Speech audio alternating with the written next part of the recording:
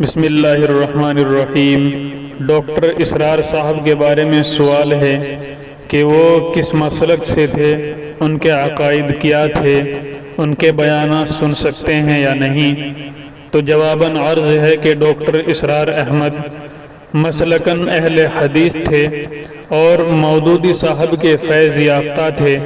ان کے بعض عقائد قرآن و حدیث اور اجماع امت کی روح سے فاسد تھے۔ انہوں نے ائمہ اربعہ کے مسلک اور ان کے فقہی اختلاف کو فرقہ واریت سے تعبیر کر کے ان پر بیجا الزام عائد کیا تھا اور اس کے خلاف مستقل تحریک شروع کی تھی، جو بعد میں خود ہی ایک فرقہ بن کر رہ گئی۔ اس کے علاوہ ان کے بہت سے فاسد عقائد تھے۔ ان کے بیانات نہ سننا زیادہ بہتر ہے۔